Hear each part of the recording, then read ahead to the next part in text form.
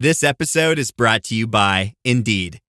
When your computer breaks, you don't wait for it to magically start working again. You fix the problem. So why wait to hire the people your company desperately needs? Use Indeed's sponsored jobs to hire top talent fast. And even better, you only pay for results. There's no need to wait. Speed up your hiring with a $75 sponsored job credit at Indeed.com/podcast. Terms and conditions apply.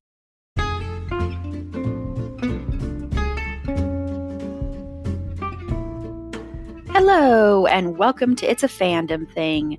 I'm your host, Erin Marlowe, and each week I'm joined by a panel of guests to discuss all things fandom and pop culture, primarily from a female perspective. You'll find everything from fanfic, to cosplay, to Schitt's Creek, to Supernatural, and everything in between.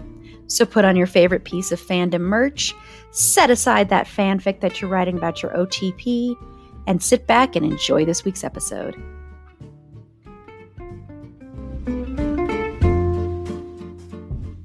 Hello, and welcome to this week's episode of Pop Culture and Fandom News.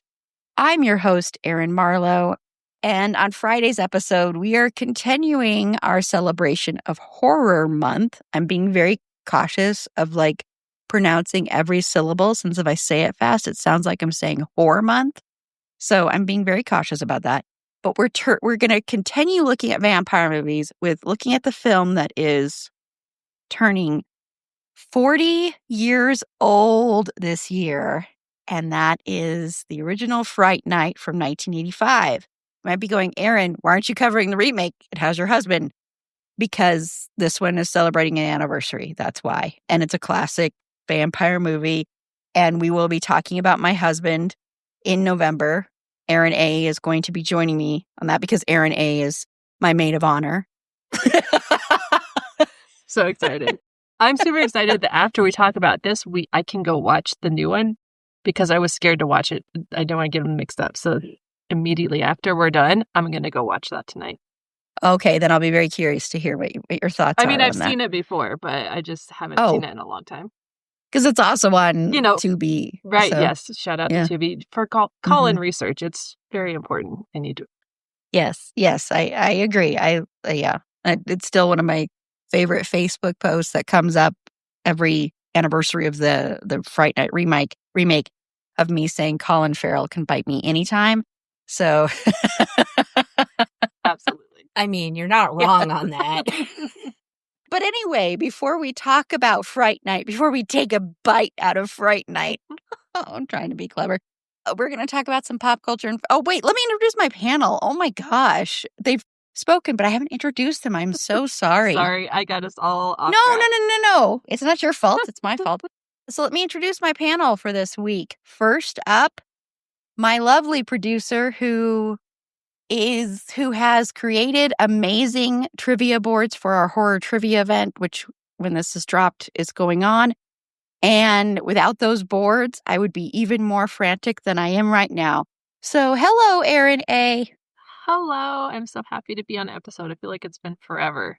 It has been forever. I was trying to think when the last time you were on was. And I don't even know. Was it the Oscars? I don't know. Oh my gosh. I think it was. Oh my goodness. It's terrible. That was a long time ago. It was. I feel like it was. I don't know. I should have looked. Bad. This is bad. Yeah, you'll have to come on more. And then also joining me is one of my co-hosts from It's a Dean Thing Pod, Paula. Hey, Paula. Hey. I remembered this time to say hey.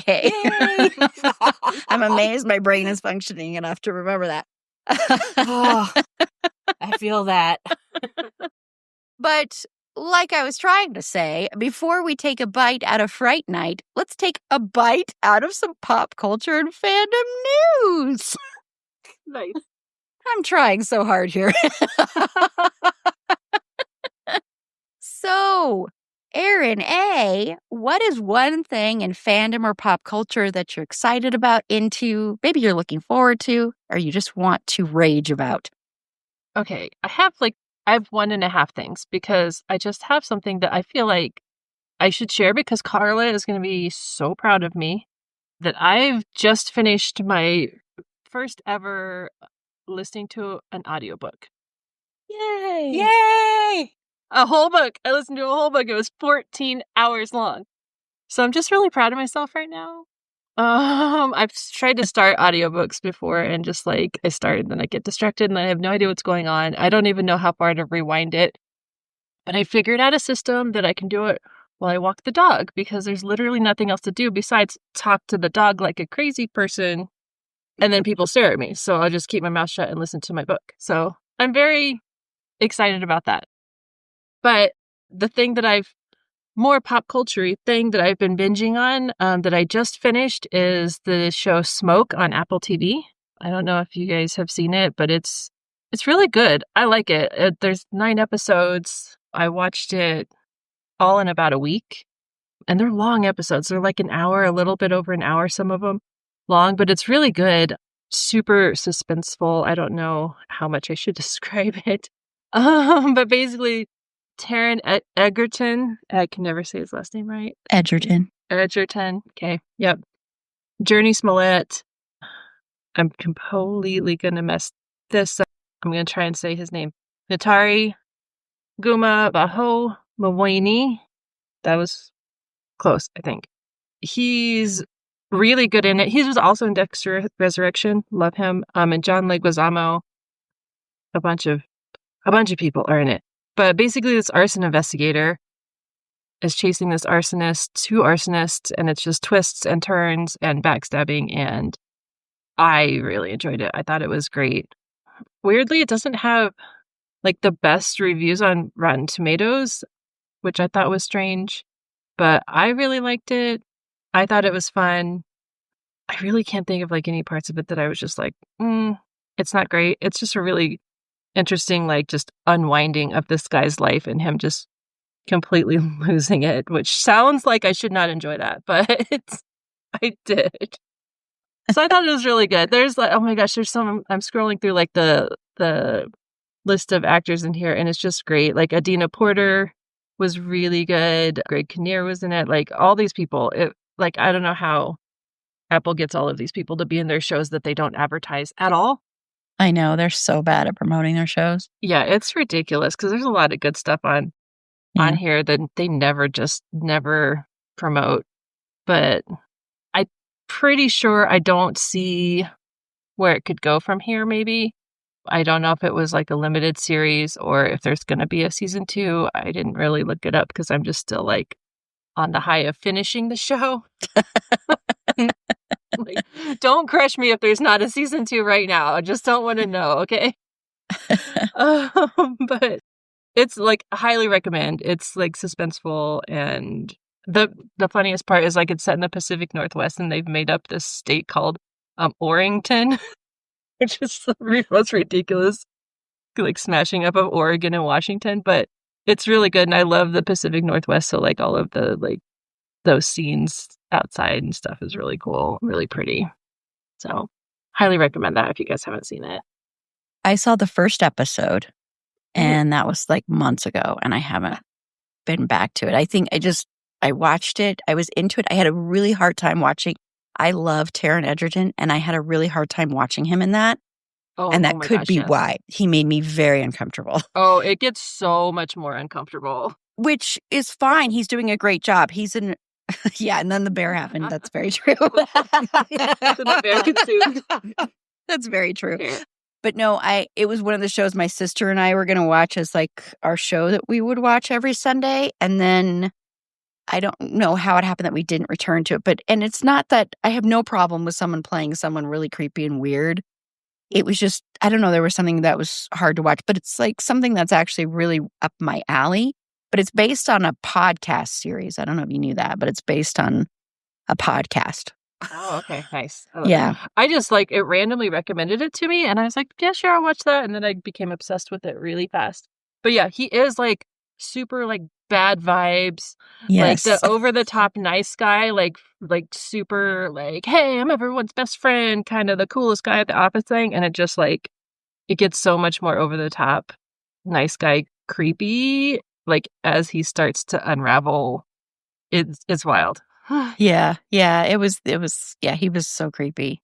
Maybe I'll return to it. It's just, if I don't sit there and continue to watch a show, it's like I forget about it. And then And so it's not anything against the show. I think it was just it didn't happen. But so I'll have to return to that. But yeah, Apple needs to do better about advertising their shows. They're so bad at it. But yeah, it's ridiculous. And like Blackbird, I really enjoyed Blackbird that he was into, and I don't think that ever got advertised either. no, but it did get a bunch of award nominations. Good. So and wins and stuff for Paul Hauser, that guy in it. Yeah. So yeah, it's really good. There's not a bad performance in the whole thing, really. Besides Taryn being extra creepy, and then it's like more disheartening that someone that like seems so sweet in real life is being so creepy. Oh, well, see, to me, when someone is really good at playing a bad character, to me, it indicates that they're a good person in real life. I've always thought that. So it never makes me feel weird about liking the actor still, because I adore him. But yeah, so I'll have to return to it. So Paula, I don't know how many people follow. There's a TikTok social media guy. His name is Michael Threets, also known as Michael the Librarian, on TikTok and all the social media. He's a librarian. Do you know who it is, Erin? I know what you're gonna say, and I'm so excited. Yeah, I'm so excited for this. It was just announced they're bringing back Reading Rainbow, and he's gonna be the host. That's awesome. That's awesome. That makes like I was a PBS kid growing up. Reading Rainbow was one of my favorite shows, and all of the PBS shows for kids were great. And I don't even know how I ended up following him. Like, he came across my Twitter feed or something like that, and he's so joyful and so enthusiastic about getting kids and adults to like visit their libraries, and he's advocates for mental health and that libraries are safe spaces for everybody. And when I first saw him, I'm like, if they ever brought back Reading Rainbow or any kind of show like that, he would be perfect for it. So when they announced it, when he announced it on his feed, I was just, I'm ecstatic. I'm so happy. We need some joy like that in the world right now, and he's perfect for this. So I'm very, very happy about this. I'm so excited. And it's not even something that, I mean, I don't have kids. I'm so happy this show's coming back, because it was such a big part of my life when I was growing up, and knowing that another generation of kids now is going to get to experience that that makes me so happy. So yeah, so I'm very excited about that. Yeah, that's such awesome news. Yeah, growing up, like for the first few years of my young childhood, we had a TV, like it was a black and white old TV, and you couldn't see the picture, you could just hear the sound. But the only station that came in was PBS. Oh, so that's kind of how we grew up for the first like 5-6 years of my life or something like that. And then someone broke into the house and stole the TV. But it's kind of like you're getting a broken TV, so you're not gonna. But then eventually we got right, stole that and something else. I can't remember, something else pointless. But yeah, that makes me very happy. And especially right now, we really, really need to support public broadcasting, and because now they're no longer getting federal funding, so we need to really support them. If you can, donate to them and everything. Yeah. He is the perfect person, because once you said the library thing, I remembered who he was. And yeah, it's really great news. So, and it's great that a whole new generation will get to experience that. So definitely support your local public broadcasting stations and everything like that. I feel like they're going to get double the ratings, though, because we're going to watch it. Oh yeah. Oh, absolutely. Absolutely. The 40-year-olds with no kids are for sure going to watch it, and they're going to make their kids watch it too. Yeah, I can see that happening. Yeah. So that's awesome news. That's really awesome news. And we need awesome news. Oh, so much. So badly. So much. Like, I was ready to go on a rant for this episode, and then I heard that news, and I'm like, nope, we're getting joy. Yeah, we're going to go on a rant for the last segment. Yeah. That's what the last segment is for, is the rant.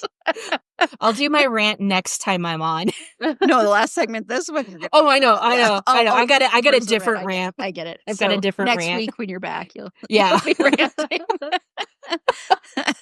Awesome. Well, I went and saw Paul Thomas Anderson's new movie, One Battle After Another.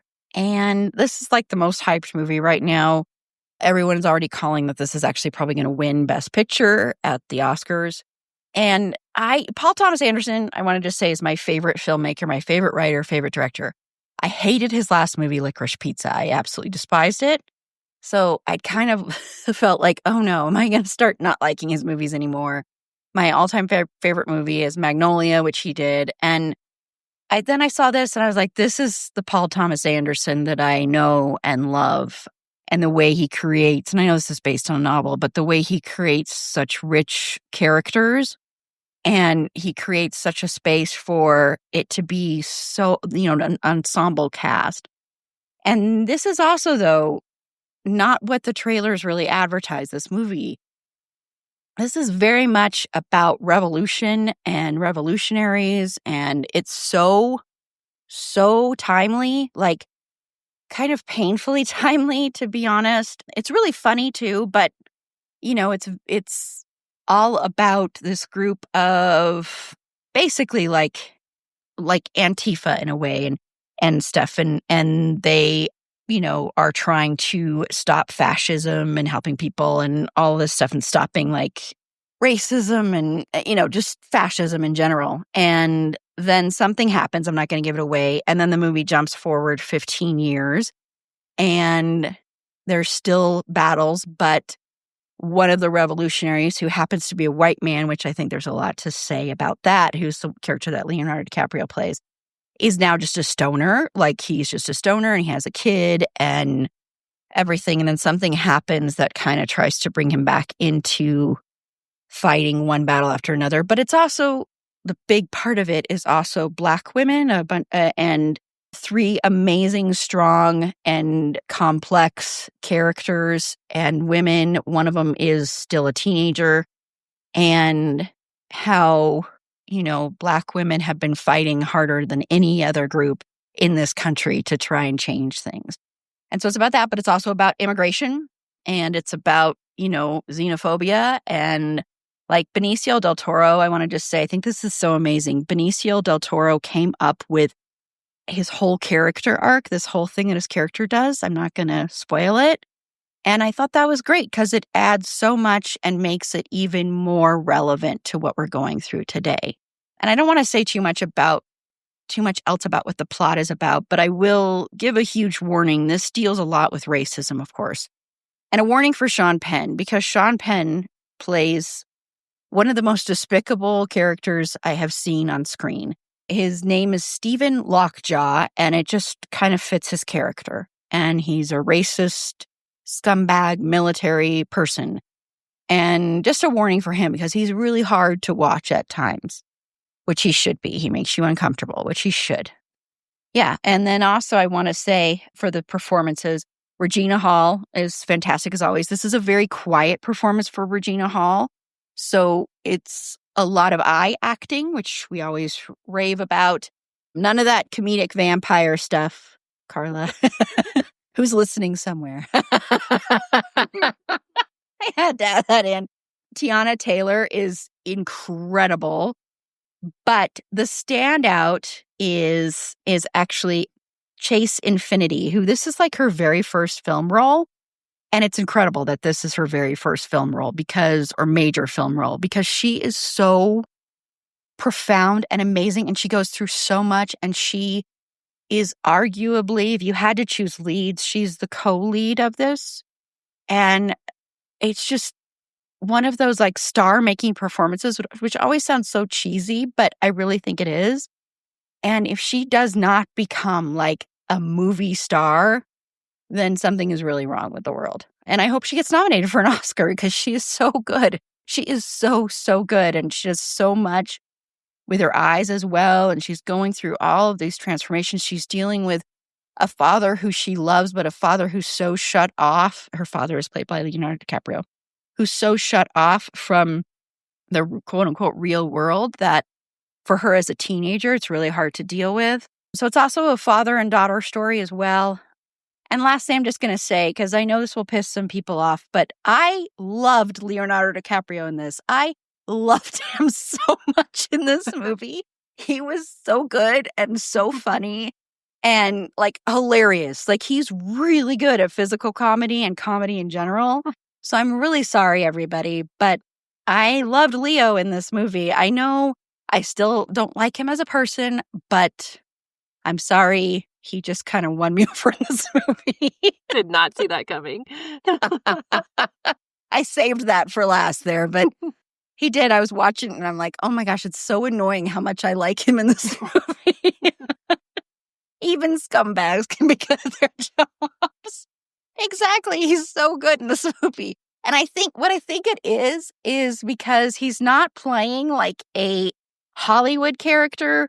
He's not playing like the handsome leading man. And that could be what it is. He's playing his age and like the people he's interacting with, like the romantic relationship he has in the beginning of the movie with the Tiana Taylor character. I don't know. It doesn't feel like Leonardo playing someone, only hitting on people who are 25 or younger. So it feels more adult. I don't know how to explain that, but maybe that's why it works for me. And maybe it's just that he's never worked with Paul Thomas Anderson, and maybe that's just who kind of brings this out of him. And then lastly, I will say, sorry, I know that was the last, but I do want to also just praise the cinematography, which is incredible, and the editing. This movie is 2 hours and 41 minutes long. This movie feels less than 2 hours long. This movie is edited so well, you do not feel like you're watching a nearly 3-hour movie. It's amazing how strong the editing is in this. And the editing in this movie does not get nominated. That's a crime, because this is the perfect illustration of good editing, where you can sit there and watch a nearly 3-hour movie and not even realize you've been watching a 3-hour movie. So I recommend it, but remember, warnings, racism. I know that some people might not like this. There are people that are going to love it, people that aren't going to love it. Universally, it's praised right now, but I do think some of the conversations around it are really good, really interesting, especially for this time and what we're going through in this country and what we've gone through in this country since, the first start of this is not in 2025. So I think it's a really, really good one to check out. And the music and score is excellent as well. So I'm sure you'll be hearing about that again when we talk about the Oscars. And I'm sure you'll be hearing about it in December when we talk about our top 10. At least for me, you'll be hearing about it. I'll be naming Leo as my favorite performance of the year. Oh, man. That's not true. That's not going to be true. Oh, I just have to say that. Who is in your body right now, Erin? We are scandalized. What is happening?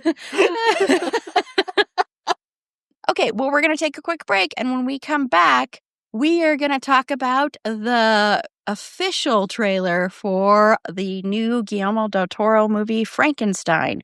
So we'll be right back. The new Popeyes and Hot Ones menu is the definition of fire flavor. We've got the sizzling sriracha dippers. 10 out of 10. Time to take it up a notch with the smoking Rojo chicken sandwich. That's so hot, but it's so good. Now onto the daring dab ghost wings. Yep, there it is. I love the spice level. Attempt the Popeyes and Hot Ones menu in stores. Our hottest collaboration yet. Love that chicken from Popeyes. Limited time in participating U.S. restaurants. Imagine fast hydration combined with balanced energy, perfectly flavored with zero artificial sweeteners. Introducing Liquid IV's new Energy Multiplier Sugar-Free. Unlike other energy drinks, the ones that make you feel like you're glitching, it's made with natural caffeine and electrolytes, so you get the boost without the burnout. Liquid IV's new Energy Multiplier Sugar-Free Hydrating Energy. Tap the banner to learn more. Okay, it's that time. Check your show notes, pause us, watch the trailer for Frankenstein. I figured it actually is good timing because last week we talked about The Bride, and so this week we're talking about Frankenstein. The movie that is the only one that's allowed to be released this year because we can't have two movies dealing with this, even though they're two entirely different movies, entirely different time periods. But anyway, not going to, yell about that again. But so we are going to watch the trailer and you can just pause, watch it, and we'll be back in about 2 seconds. Okay, so we just finished watching the trailer for Guillermo del Toro's movie, Frankenstein. So, Erin A., I know this was your first time watching it. What are your thoughts on this trailer? Are you excited to see this movie? Yeah, this looks really cool. I don't know much about it, but I love trailers, first of all. I love trailers. But this, I know that sounds dumb. No, I do too. I used to watch the trailer station where you could just watch the trailer. When I was a kid, when I was in like high school, that's the job that I wanted. I thought like that is the coolest job. It's like making every movie look like the coolest movie, right? You can watch a trailer, and it looks awesome, and then you watch a movie, and you're like, this is garbage. How did they do that? It's magic. So It's true. shout out to the trailer people. Anyway, this trailer looks really cool. Oscar Isaac and his hair situation. Oh my God. Give me more Victor Frankenstein and his beautiful flowy hair. Watch out, Finn Wittrock. Ooh. Giving him a run for his money. I'm just saying, like the perfect little swoop. But I think it looks good. Like I haven't read the original Frankenstein. I don't know how loosely the adaptation of this is, or like it didn't really explain a lot of what's the plot specifically is, other than like make a monster. Monster gets mad at you for making him. I will hunt you down. Why does he make such a giant monster though? That guy looked like he was like 8 feet tall. Seems dangerous to make a monster that's way bigger than you. But that wasn't thinking ahead of time. Right? He can clearly overpower you. What are you doing?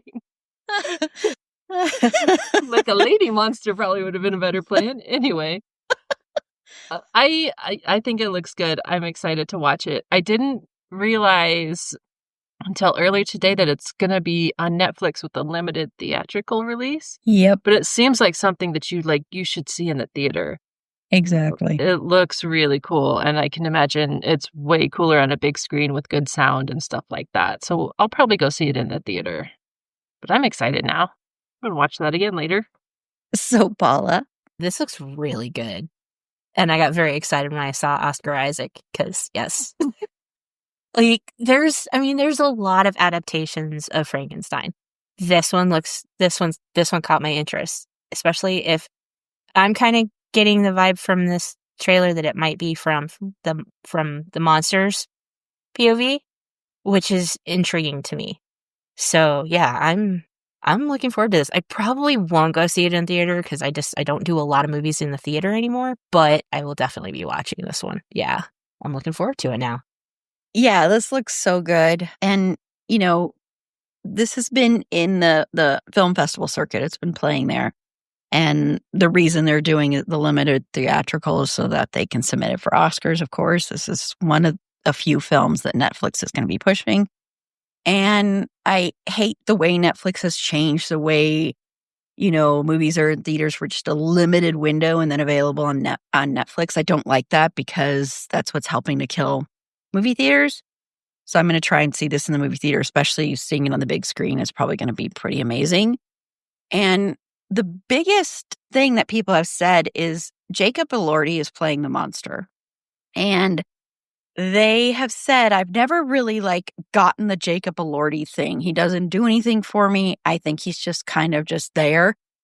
But people are saying he is amazing in this movie. And I have to say, in the trailer, you don't see his face really, but I don't know. I'm already kind of excited to see his performance, which is really kind of shocking.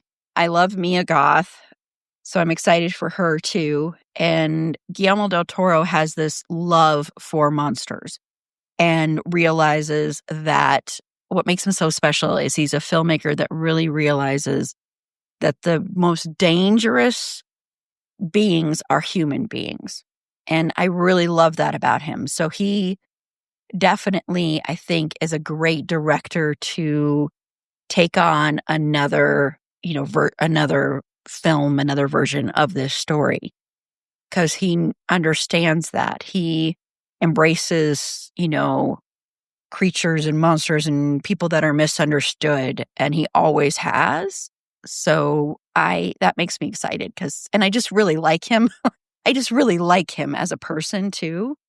You can go back and we did a whole episode discussing his filmography a few years ago during a horror month. So I'm excited about that. And I'm excited that this year at the Oscars, depending on how Frankenstein does too, but that we could have 2 horror movies in the conversation, this and Sinners. And that makes me so excited because horror deserves more flowers. And that just makes me really excited. I mean, Sinners is pretty much, I don't want to say anything because I don't want to jinx it, but, Sinners is really, really going to be pushed hard. And that makes me so excited. But it would be so cool if we got more than just one horror movie being pushed, And the Academy loves Guillermo del Toro, so, it could happen. I still haven't seen Shape of Water, though. Even though we covered it, I still didn't see the fish movie. That's an accurate description. I thought that was a really weird movie. That's what I've heard. I've heard some people that love it, and then other people are like, it's a woman having sex with a fish. It's super weird. Like, I'm like 50-50 with these movies. Sometimes I like them, and sometimes I'm like, what just happened? I love pretty much all of his movies. Shape of Water was weird. And I saw that in the movie theaters, and it was weird. But yes, I'm very excited about it too. And I'm sure you'll hear us talk about it again this year. Okay, well, when we come back, it's time for us to rage about AI again. I feel like every other week we have something about AI, but we will be right back. When did making plans get this complicated? It's time to streamline with WhatsApp, the secure messaging app that brings the whole group together. Use polls to settle dinner plans. Send event invites and pin messages so no one forgets Mom's 60th. And never miss a meme or milestone. All protected with end-to-end encryption. It's time for WhatsApp. Message privately with everyone. Learn more at whatsapp.com. So we are back. And, oh man, I think this is one of the scariest developments in entertainment when it comes to AI. So there is an AI, quote unquote, actor, not an actor, that goes by Tilly Norwood. And this thing has an Instagram, has already done a few, like a little short little movie thing, and is looking for representation from agents. And what? Oh, this is so enraging to me. It really is. It's scary. It's terrifying to me. And she's like a creation of comes from a bunch of performances drawn together to create this, I shouldn't say she, to create this thing. And, SAG-AFTRA came out and against this, of course. Lots of actors have come out against this. We did talk about a couple weeks ago, stupid fucking Reese Witherspoon wanting to embrace AI. And that's annoying. Natasha Lyonne is doing the same thing. Priyanka Chopra, Jonas's representatives recently used AI tools to analyze viewers' sentiment. That's fucking stupid. This stuff makes me curse a lot more because it really is infuriating to me. Because everybody acts like this is inevitable. This is not inevitable. And so rightfully, though, other people have been getting angry. And, there was one actor that posted, I worked with her. She's a nightmare to work with. I loved that. But this is just scary to me. And, other actors have said, I really hope you drop your representative, your agent, your talent, whatever, who's ever's representing you, if they end up representing this AI thing. So, Erin A, what are your thoughts on this? That's my thoughts.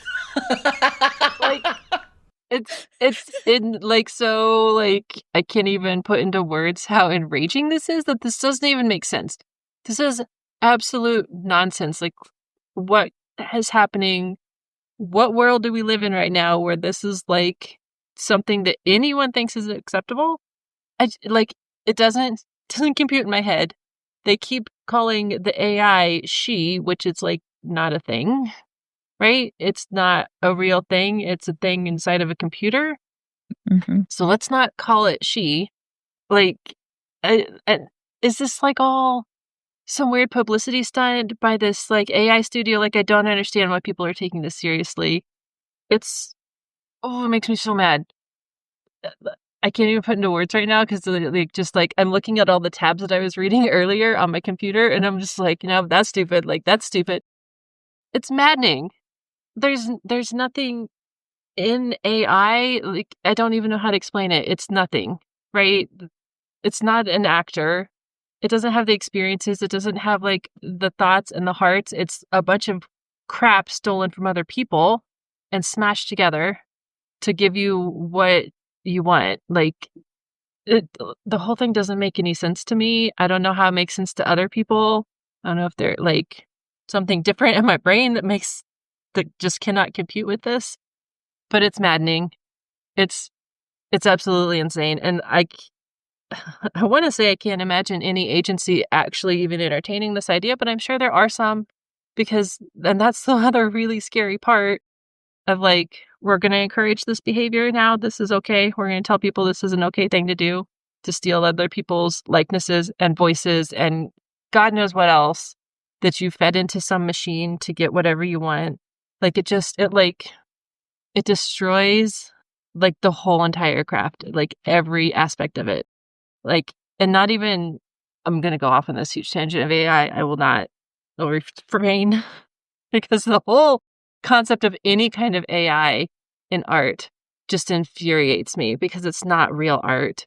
It's not real. I don't care if you have like an AI background in a movie. That's not real art. Someone didn't make that. That's not how this works. That's like, you can't call it art. Call it something else. Whatever. I guess if that's what you want to do, it's fucking insane, but sure. Like, but it's not art. None of this is art. Like the thing that I'm getting all sweaty. I'm sorry, guys. No, it's, hey, so as infuriated as you want to, because it's infuriating. I was thinking about this earlier. Like, nothing has the feeling to it, right? And that video of Tilly Norwood is fucking creepy, first of all. But I don't know how you can make anything and think that it's going to be okay, that people are going to enjoy. Because that's the magic of like movies or TV or any kind of art, because like it was nothing and someone created that with their heart and their mind and someone made it. And I'm going to cry now because I'm really upset. But I only cry when I'm mad. I'm sorry. No, you don't have to apologize. But like, that's the magic of like, I'm just thinking like in movies, we had this discussion at work the other day of like, what's your favorite Star Wars movie? Well, obviously A New Hope, because it was the first. It was magical. Like, you're never going to get that magic back with AI. They did humans, use their imagination and came up with something that didn't exist before. And AI won't do that for you. And like an AI actor won't do that for you. So the whole thing just infuriates me. And now I'm all sweaty and I'm going to cry. But it's like, I don't know. The whole thing is absolutely bananas. And we probably shouldn't be talking bad about the AI because whenever they take over, we're going to be on the naughty list. But let him come for me. I don't care. I'm like, fuck AI, man. Right? Like, fuck them. My God. Fuck them. It's insane. I can't with these people. And like, there was Lisa Kudrow had some really interesting comments to say about that. And basically, the summary of it was like, what if this is the last like generation of like real good actors that like have mastered their craft? Like, that's fucking terrifying, right? It is. Like, I don't know. It's mind-boggling to me that anyone thinks this is a good idea, and it's really concerning that so many people do think this is a good idea. Yeah, no, you can definitely rage. Obviously, we're going to keep talking about this because it's terrifying, and we should do an episode someday. Maybe we'll do it next year about talking about the death of the movie star kind of thing and the death of like that, because I think even though this is kind of a separate thing, I think in a way they kind of all feed into each other. So yeah, we'll have to talk about that, but that's very depressing. Thank you, Lisa Kudrow. Telling the real truths out here. Exactly. I mean, that's better than fucking Reese Witherspoon. What the hell? I like totally like unfollowed her and was like, I'm like, like that's the like I watched the new season of The Morning Show just came out, and like there's a whole storyline about AI on there too, and I'm just like, I can't. But she needs to use it to get a new blender. Right? Like, oh my God. Isn't that what, that's the other thing. Isn't that what you're rich and you have assistants for? To make your appointments for you? Why do you need AI? Employ a 20-year-old PA that needs a job. Oh my God. Yeah, that you're going to be probably treating like shit, but still, employ a person. She's probably not even using the blender anyway. She pays somebody else to use it. Exactly. I know. She did say it's so much fun. You can go and shop with this AI tool. Like, Jesus. Okay, great, Oh awesome. And meanwhile, it's also ruining the environment. So on top of yeah. that all, it's like, Right? oh my God. So Paula, I know you are all for this, Tilly Norwood. I'm like trying to hold back the rage right now.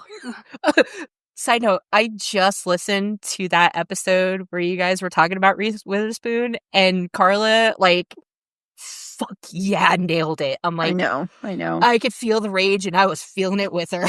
I'm like, oh my God. Somebody said it. Like, this is not a person. This is a fucking program. Yep. Okay. I'm so angry. I'm like, I can't find my words right now. Same. When you listen to actors talk about their craft, and how many times have you heard them say that things happen spontaneously within a scene because there's that back and forth between their scene partner or them and the director, or, just things that are happening in the moment. How are you going to get that with a program? How are you going to act against a program? Because I'm sorry, that's what this is. AI is just, it's not authentic. It's thievery. It's theft. It's not genuine.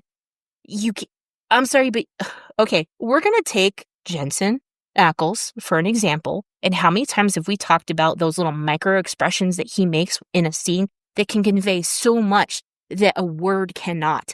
How are you going to get that? You can't program that. You can't. You're destroying the craft. And somebody will represent this thing because they think they can make money off of it. And I don't want to hear this whole it's inevitable thing, because you know what would stop it is if people would not support it. Now, again, there are applications where AI can be a useful tool. This is not one of those things. And the more we just turn a blind eye to it and let it happen, and it's inevitable, it's going to happen, there's nothing we can do to stop it, bullshit. If we don't feed into it and we stop using it, stop using the little chat GPT, for all these stupid little things, stop making those stupid little AI memes, stop trying to fool people into thinking there's going to be another season or of whatever show, or there's going to be a new movie, or stop using AI for those things. Stop using it. Stop supporting it. Stop feeding into it, and it'll go away. Because people are using it, because people are paying attention to it, they're going to keep shoving this stuff at us. And we just, again, go listen to Carla rant about the environmental impact, because it's bad. And I just, I am a rage monster about AI. You've heard me rant about it before, and I will not stop ranting about it. And fuck off with this nonsense. That's the perfect headline. Fuck off with this nonsense. And I'll say this, I will not watch anything that this thing is in. I will not support any actor, director, studio, anything that uses it. No. That's going to be the line in the sand. If you're going to support this and you're going to work with this, I'm done with you. Period. Yeah, exactly. Yeah, because acting is so much about reacting to. So if you don't have someone who's really reacting to you, that's not a performance. And there's so much from the human condition and from the human experience that goes into a performance. So it's not just about the words. It's not just about the direction. It's about your own lived-in experience and being a human and humanity and empathy and things that come with being a human being. And you can't get that with a machine, not even a machine, with like a program. Like you said, you can't get that with a computer program. You just can't. It's impossible. This thing doesn't feel. This thing has stolen other people's art and claimed it as their own.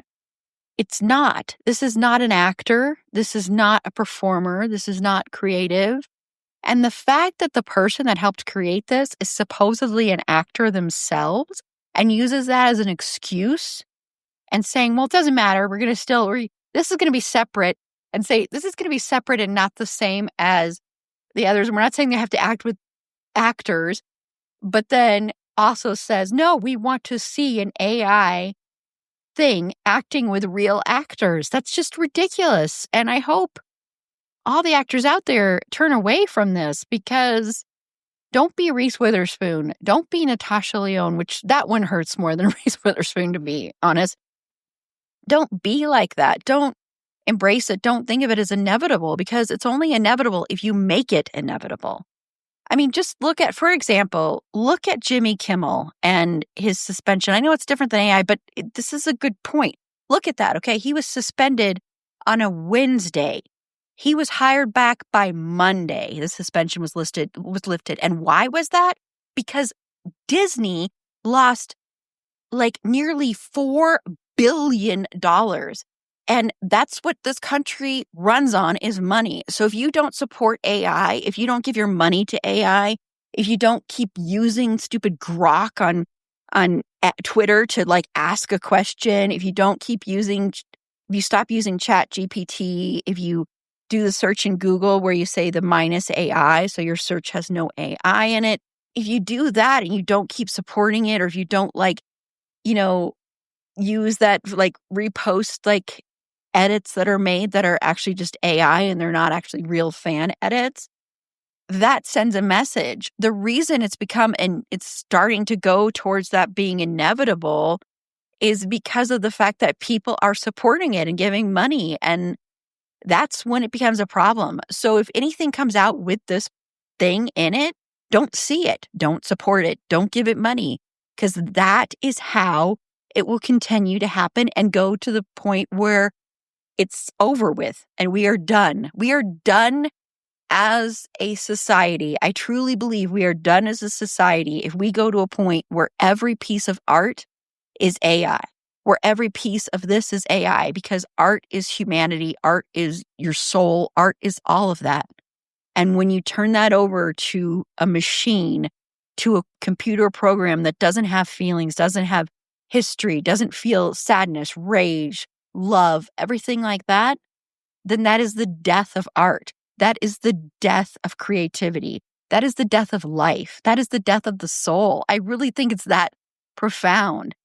And it just is so aggravating and irritating and so like hopeless feeling when all these people are like embracing this or laughing at it, like being like, oh, this is so funny. We're going to follow this person on Instagram and we're going to go watch this because it'll be funny. That's not fun. It's not funny. If you go to a movie and support this, that's not funny. If you are like creating the AI art, quote unquote art, because it's not art, that's not like the same as doing fanfic, because I'll never forget seeing somebody compare the two. And I'm like, fanfic is totally different than AI. They're not the same thing. So we obviously, as everybody knows, we do not support this. Please don't support this. Please don't follow this account on Instagram. This account has so many followers on Instagram. Please don't do that. I should go and see if anyone I'm following is following them, and then I'm going to unfollow them. Watch it be some of my panelists. That's a good idea. But yeah, I mean, I would have been shocked if either one of you were in favor of this, because I don't think anyone in our roster of panelists is in favor of this. At least I hope not. But yeah, this is horrible. And then, of course, not to mention the environmental impact of all of this. And we, they just cut billions of dollars in funding for environmental stuff. For Colorado is one of the states. They're all blue states because, Mm-hmm. So then on top of that, we're going to have this. And it's just, it's so infuriating. So I know we're not done talking about this, sadly, because it's not like this is not going to be the wake-up call. I sadly don't think it is. But remember, your pocketbook is power. Just look at how quickly Jimmy Kimmel's suspension was lifted. That is not even a week. It didn't even take a week to do that. Imagine if we took that energy for other things. Imagine what could happen. So don't spend your money on this. Okay, well, thank you, Erin A. and Paula, for raging with me today. It was good to get that out. Oh, I'm always happy to rage against AI. Yeah. Hey, it fits with Rage Against the Machine because it's the Right. same thing. They called it. Yep. Oh, they did. But we're going to go ahead and close out. And my lovely panelists can tell you where they can be found. And when I get to Paula, Paula will tell you where It's a Dean thing can be found. So first up, Erin A, tell everybody where you can be found. I'm pretty much only on Instagram these days. I have pretty much abandoned Twitter. So I am at Geek and Sew. That's what I do. I geek and I sew things. If you want to see a dog doing cute stuff, you can follow Zeus the Frenchie. He is Zeusel_Streusel. And he does silly things, and you might have randomly heard him making grumbly sounds in the background because he will scratch at the door if I lock him out, but then he makes annoying grumbly sounds behind me whenever he's in here. Well, thank you. And one of my co-hosts from It's a Dean Thing podcast, Paula. Hey, Paula, where can that be found? So we're on all the social media sites at It's a Dean Thing Pod. You can also listen to our episodes wherever you listen to It's a Fandom Thing. Me personally, you can find me mostly on the It's a Fandom Thing Discord server. I watched another episode of Ratchet last night, and I may have posted my what the hell is going on moment. So if you want to know what I'm thinking as I'm watching these things, come check that out. I'm on social media at It's My Sandbox, but I just mostly lurk on a couple of places just to kind of keep tabs on the dumpster fire that is the world. So, you can follow me there, but come hang out on the Discord server. It's a safe space. It's fun. We've got all kinds of channels. Yeah. Come hang out there. There's no AI. Yeah, there's no AI. There is. There better not. Yeah, there won't be. If there is, we'll boot it. Yeah. Yeah. Tilly, do not come into our AI. Not invited. Are they like vampires? Can we just not invite them? Yeah, AI not welcome. Yeah, everybody else is. Well, not most everybody. Well, okay. If you support AI, you're also not welcome. Yeah. Yeah, so Reese Witherspoon, you better not think of stepping foot in our Discord server. Someone should send her an invite just so we can kick her out. Oh, I love it. We kicked Reese Witherspoon out of our... We're too cool for Reese Witherspoon. But not before we told her exactly what we thought. Right, exactly why. Oh, man. I know someone I'm never going to be able to interview with. I don't want to, but I was going to say. It's like, that's a bridge burned, but that's fine. I don't want that bridge burned. Scorched earth. So, yes, our Discord channel is fun. I will kick you out, though, if you're not a good person or you're AI. But yeah, go join us over there. And I couldn't believe it when the cobwebs started clearing a little bit. But this is what Paula does. Paula watches one and clears them for a little bit, and then it's like, this will get Erin off my back. And then like months later, I'm like dusting it off again. It's because I forget. I'll watch something and then I forget, and it's like, oh yeah, I kind of need that little prodding. Okay. I'll watch another one. But speaking of something that is definitely not AI, Fergie the dog. This is her favorite time of year because Fergie loves horror movies. And also Abbott Elementary just came back, and she loves Abbott Elementary.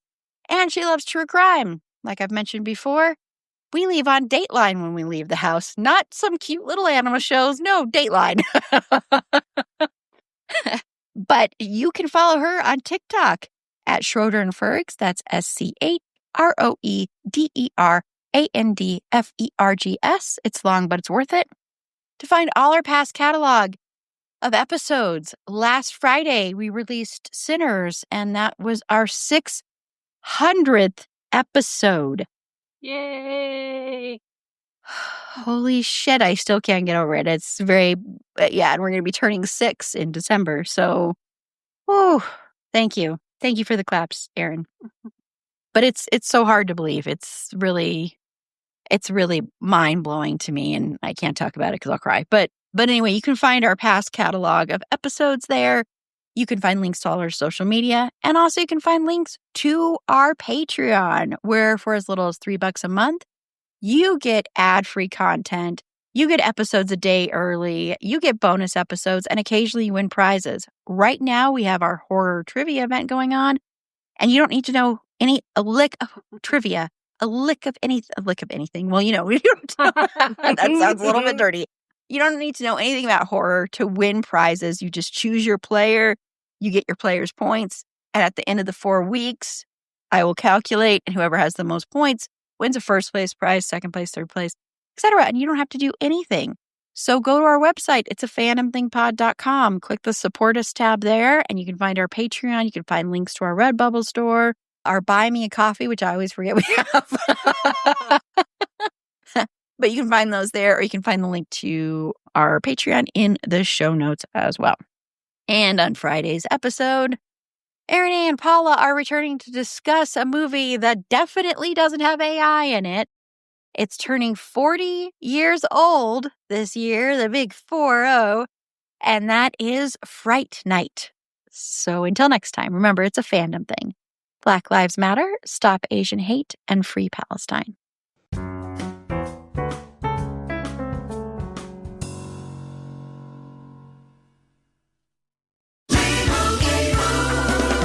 Doug. Limu and I always tell you to customize your car insurance and save hundreds with Liberty Mutual. But now, we want you to feel it. Cue the emu music, Limu. Save yourself money today. Increase your wealth. Customize and save, we say. That may have been too much feeling. Only pay for what you need at LibertyMutual.com. Liberty, liberty, liberty, liberty. Savings vary. Underwritten by Liberty Mutual Insurance Company and affiliates. Excludes Massachusetts.